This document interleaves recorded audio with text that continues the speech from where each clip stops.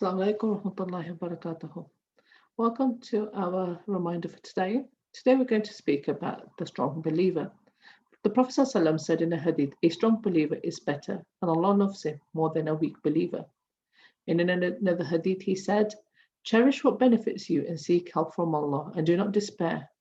If a calamity befalls you, do not say, if only I had done that, it would have been like that instead. Say, it is the destiny of Allah, and He does whatever He wishes, for indeed it opens the door for Satan. So, if anything happens to you because of a decision you've made, or you've made a decision and you felt that you've gained some calamity from it, do not say, if only I had not done that, if I had just done that instead of what I did do, because that opens the door for Satan. The hadith the Prophet ﷺ talked about the strong believer being a better believer in reference to anger. He said, truly the strong believer is one who is able to control his anger at a time when he becomes angry. Now, the patience is at the first strike of your calamity. So whenever you feel distressed, as-sabru awwal sadma. Okay, so the as-sabru awwal sadma. The patience is at the first strike of calamity.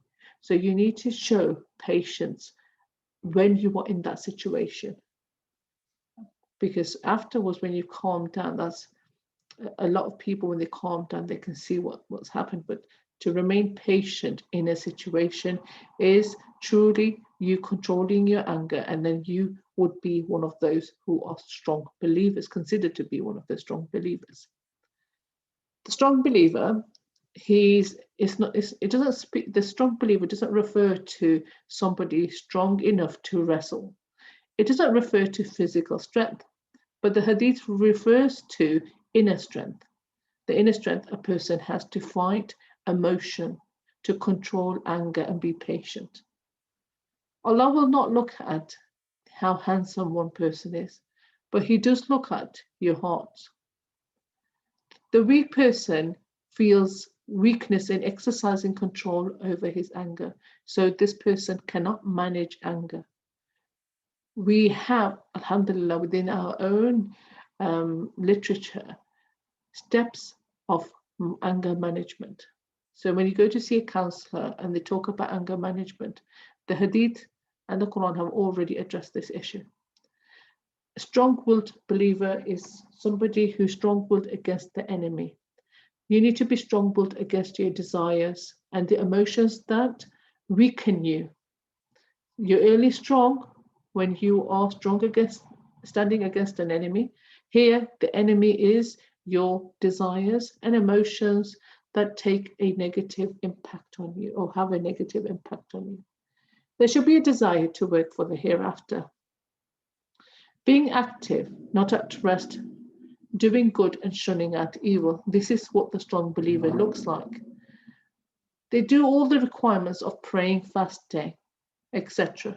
However, the stronger believer, the person who's strong, is more conscious in doing these actions and deeds. So it may be that weak believer is also doing these actions, but the stronger believer is more conscious of these. Or it may be that the weak believer is not actually doing any of these actions, and they need to start to do that. They need to start doing good and shunning at evil and doing all the requirements of the 5 pillars. One who is firm on patience when he faces any harm. If calamity befalls you, say, قَدَرُ اللَّهِ وَمَا شَاءَ فَعَلَ. It is Allah's destiny, and Allah does whatever He wishes, because if only opens the door to Satan, as we've said, and that is the door of doubt.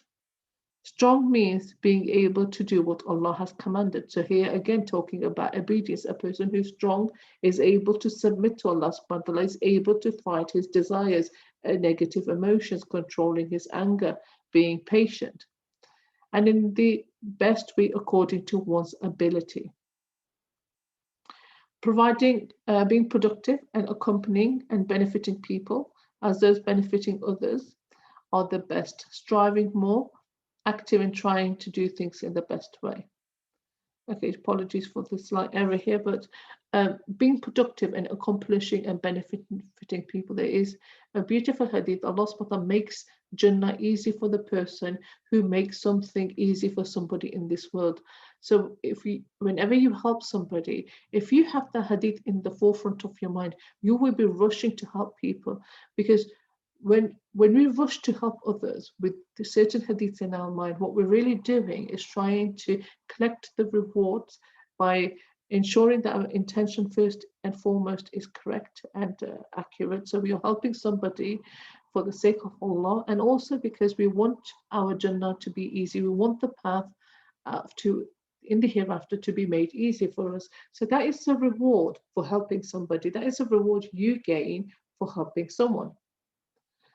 Striving to obviously do the best things you can in the best possible way, and that is a sign of a strong believer. Strong in your faith, body and action. So looking after your body due to the rights it has in avoiding obesity. One of the signs of the last day is, and there will appear amongst them obesity. So one of the signs of Qiyamah is that there will be obesity that comes within our society, and it's on the rise. And we see that today in our society now. One of the major problems that we are facing is obesity. And this is a really good time to talk about that, especially in the month of Ramadan, where we can control our eating habits. There is a sunnah way of eating. We need to eat only a third of the food. Sometimes we eat things because we think, oh, they'll get left over. But what happens is we're putting too much on our plate. And then in turn, we want to finish all that because, of course, finishing what is on your plate is also good manners. But what we need to do is make sure we plate up what we can finish and not plate up so much that when we are full, we are overeating and stuffing ourselves. And we are leading to fulfilling this hadith in which the Prophet ﷺ said there will appear amongst in the later times a group of people that will love obesity. So it's not that maybe somebody out there is obese, but they're trying their best to eat healthy and do exercise. And some people do struggle because of medical issues to lose weight, and that's something different. But there are people that are obese and that are fine with it, they've accepted it, and they do nothing to reduce that. So they do overeat, they do overindulge, and that's what something we should be considering in this month of Ramadan. Alhamdulillah, thinking about the way we do our suhoor and iftar. Increasing in our voluntary acts and doing more what is required consistently and constantly.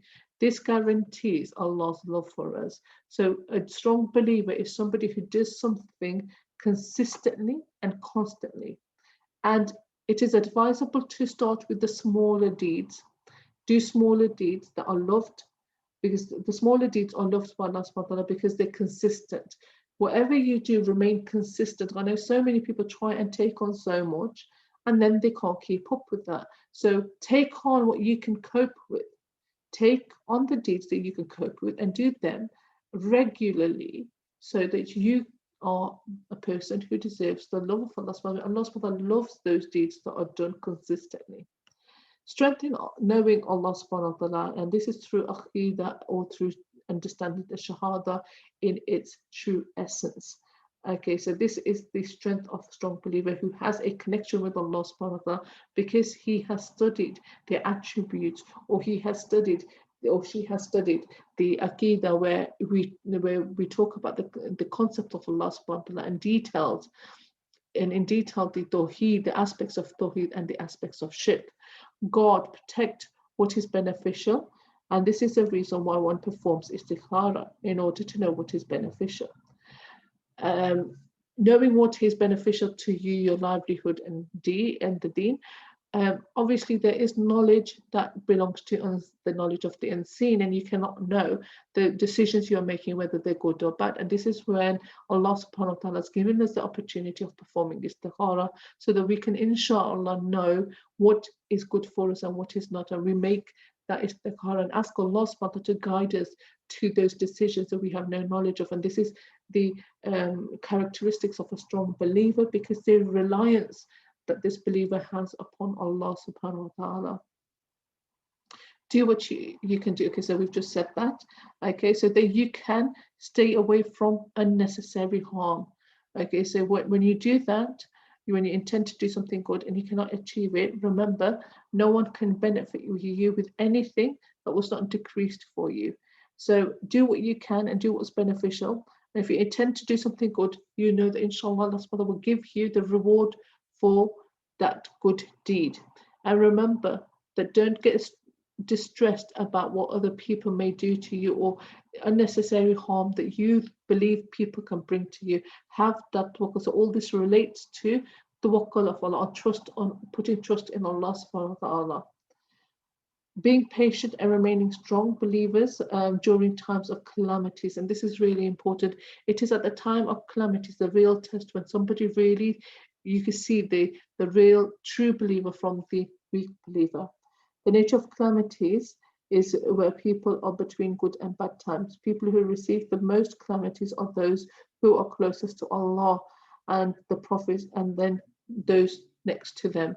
So experiencing calamity is something, alhamdulillah, good, because it's a sign of Allah subhanahu wa ta'ala's love for you. It is a test and it brings you closer to Allah subhanahu wa ta'ala, inshallah. So always take rejoice with that. And that's it for our session today, inshallah. I will see you next time for our next reminder. Jazakumullah khairan. Assalamu alaikum wa rahmatullahi wa barakatuh.